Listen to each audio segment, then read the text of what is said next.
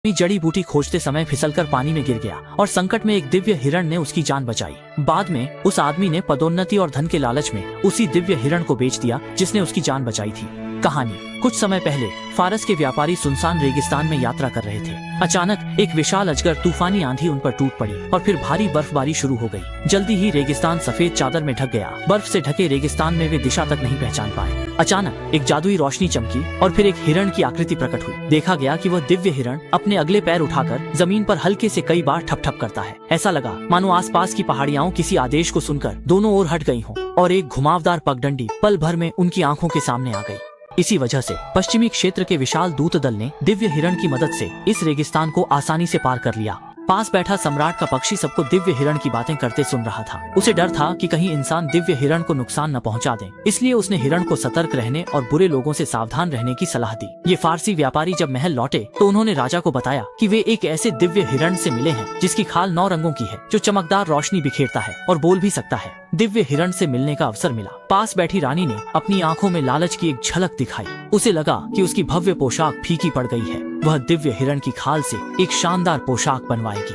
शुरुआत में राजा ने सहमति दी। रानी के दबाव व आलोचना से राजा को इनाम की घोषणा करनी पड़ी। सांप पकड़ने वाले ने इनाम की घोषणा देखी तो उसे लगा कि अब उसकी किस्मत चमकने वाली है। सांप पकड़ते समय वह गलती से पानी में गिर गया था, पर दिव्य हिरण ने उसकी मदद की। हिरण ने पैर पटके नदी का पानी 2 भागों में बंट गया और रास्ता बन गया। हिरण ने उसे पीठ पर बैठाकर किनारे तक पहुंचा दिया। होश में आने पर आदमी ने हिरण का धन्यवाद किया। हिरण ने उससे वादा लिया कि वह इस घटना का जिक्र किसी से न करे। आदमी ने तुरंत हामी भर दी और कसम भी खाई।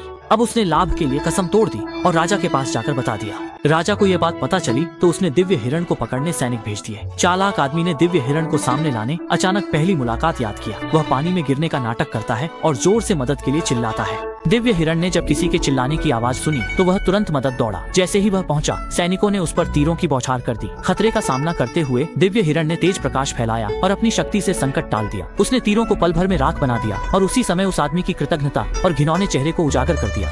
आदमी डर के मारे कांप उठा और पानी में गिरकर वहीं डूबकर मर गया। दिव्य हिरण राजा है, संसार में सभी प्राणियों को दुखों से बचाने आया है। दुर्भाग्यवश सांप पकड़ने वाला अपनी लालच और स्वार्थ के कारण अंधा हो गया था और अंत में अपनी जान गंवा बैठा। सैनिक दिव्य हिरण की बातों से प्रभावित हुए, शर्मिंदा होकर सिर झुका लिया।